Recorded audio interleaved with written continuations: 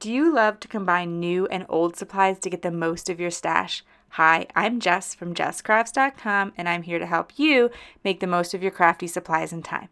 So let's get making.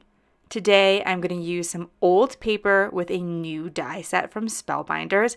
I am part of a Spellbinders program where I get some of the dies and products in advance to share with you. So I just want you to understand that sponsored relationship there in terms of exchanging product for design work. And I have this old figgy pudding paper from Basic Gray. This was a very coveted paper when I bought it many years ago. This was back when I had very little money to spend on craft supplies, but I was absolutely obsessed with Basic Gray. It was what I used for most of my scrapbooking at the time, and even purchasing like a piece of paper was a lot because I think they were like $1.25, which sounds crazy because that wouldn't be that big a deal today, but at the time, being able to spend $1.25 on a single sheet of 12 by 12 paper felt like a lot. And I'm sure some of you have that same sort of feeling either before or now, like spending money on your craft supplies and you really want to get the most of them. And it's kind of sad because here I am using it 10 plus years later because I didn't want to use it because it was, so precious to me. But that is why I share my templates. So today I have a template that shows you how to cut a piece of 12 by 12 paper to make 4 slimline cards. As I said, I'm combining this with a new die from Spellbinders, and it is this Stitched Joy die. You cut it out and then you can stitch in all of these holes. Now, I am not an expert in how to do stitching by any means. I've learned a lot myself in the process of stitching the dies for this video, but I do find it helpful to have a tool that helps you to push out all those little circles, and there's one from Spellbinders that allows you to just kind of run it along, and that way you're not trying to poke out each individual hole, and it also helps clear the die. I'm going to cut the joy words out of some foil paper, and I'm also going to layer it on top of some red cardstock so that they have a little bit more oomph there in the middle of the card. They stand out just a bit more. And returning quickly to the idea of the template. It is a super, super simple template. It makes 4 slimline cards, which are 8.5 by 3.5 inches for my definition of slimline card. And you can get the template at jesscrafts.com, download the PDF. You're basically going to cut your sheets to 3 by 12 inches, and you'll have 4 of them. Then you'll cut that 3 by 12 to 3 by 8 and 3 by 4.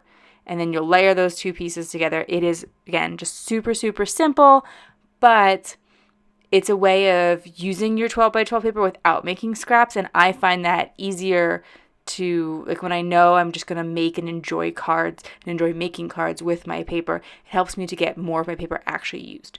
Okay, so told you I don't really know much about stitching because I'm the kind of person who's going to just tape my ends. There's a way of sewing in your ends.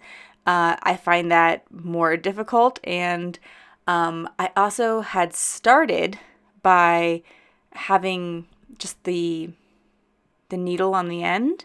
But then, and I'm sure all of you have seen it by now, but Jennifer McGuire's video shows you how to basically secure the needle within your floss such that you are you're basically folding your floss string in half and taping or securing both ends to the back instead of one end, and then your needle won't fall off in between. And that was definitely, for me, the biggest game changer tip of her video, because I am not going to be the person who gets super, super into stitching on cards.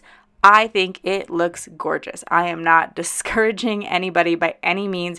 These dies from Spellbinders are beautiful. They are going to make such special Christmas cards, or any, they specifically released some holiday ones recently, but it takes a lot longer, and that's great in terms of, making that beautiful special card, but something to keep in mind. So my template that I'm sharing with you today about how to make cards with the 8.5 or the 12 by 12 paper is super, super quick. And then you can combine it with all these beautiful ways of adding detail here with the stitching. However, I wanted to show you some thoughts on how you might use this die without stitching. So I am gluing the die cut onto some foil paper, and then I'm going to fussy cut around it. But that is not the easiest way to do this. I'll show you the easier way to do this, but this is very straightforward in terms of understanding it. So I glued down the die cut onto some gold foil paper, and then I'm just going to fussy cut it out, leaving a border. This is a little bit tricky to do, especially on foil paper, because these are kind of detailed dies, and you definitely want to move your paper, not your scissor. I also recommend frequently trimming off any excess because I think that helps a lot. I noticed particularly with foil paper, you can sort of damage the paper in between by turning it. So foil paper is probably not the one I recommend. I actually had a lot more success with glitter paper. However, the easier way to do this is to trace the die. So that way you have your lines to follow instead of trying to keep your sort of equal distance from the edge. So often when you're fussy cutting out an image, you don't have the die, because if you had the die, you would just be, using the die. But in this instance, this is the die. Like, that is the main product that you're purchasing, but the die is a little bit bigger than what it cuts out. And so if you want to get some additional detail, you can trace it and fussy cut that out. You could also do this with word dies. So if you have a word die that doesn't come with a shadow die, this might work out as well. So I've made sure that the cutting side was up and then I'm working on the back of the paper. And that should allow me to get the correct orientation for this pattern. So you want to trace it onto the back of whatever paper. If you have a double-sided paper, same thing, just make sure you're picking the side that you want to be the back. And make sure the cutting side of the die is facing up. Trace around it, and then you can die cut it out. This, of course, will not die cut any of those, like this won't give you those little holes that are in between the letters. That will all stay in that glitter formation, or glitter, that'll all be glitter paper. There won't be any more additional detail there, but it is much easier than doing the fussy cutting. Okay, we're back to the template. As you can see, I have saved a little bit by, instead of cutting my joy word that I'm layering on top, so I cut an extra set of the word so that I could build it up and make it more prominent. I've cut that out of the middle of the mats because for this template, I'm asking you to cut mats. You don't have to. Instead, you can just layer the paper right on top of each other, but I like the separation of a mat, and these are relatively simple and actually pretty effective and pretty efficient in terms of using an 8.5 by 11 piece of cardstock, because you're going to cut it to 3 1/4 by 8 1/4 for that big sheet, and then 3 1/4 by 4 1/4, and you get 2 from an 8.5 by 11. So once you try it, it'll make sense, but you're really not getting a lot of cardstock waste, which is pretty cool too. And then when I cut the word out of the middle, even less cardstock waste. And just like in general, if I'm ever using a word die and I have a large mat, I do try to cut it out of the center, because then I'll know that everything perfectly coordinates. I'm going to adhere my pattern paper to the mat.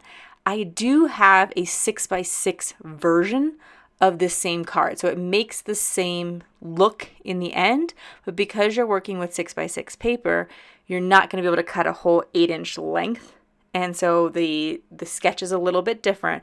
But I wanted to show the 12x12 version just because I know there's a lot of people who have that 12x12 paper that they want to use. So when I did the fussy cutting, I did the gold, I did not do any stitching on that piece, and I think it looks pretty cool. However, I also wanted to show you a version where I did both the fussy cutting and the stitching. And so I did the gold glitter foil, gold glitter foil without any stitching. I did plain white stitching on this and then nothing in the background. So I just left that plain. And then I did another version where I did red stitching and I put it on the gold glitter paper. So you can see all 3 results over at jesscrafts.com when you pick up your template, just so you can kind of see all the different like versions of the card that I make, because I think there's a lot of ways to use this die, even though in the end all the cards look pretty similar. And some other people also added so much detail by adding different colors of floss, but I really kind of liked the monochromatic look, and I liked that it was simpler, and that was just a little bit more my personal style. If you found this video inspiring, here's another video where you can find more ideas for enjoying your crafty time and supplies. Let me know you like this video with a share to your crafty community, subscribe and click the bell so you don't miss the next template or tutorial, and check the video description for product links. See you in the next video.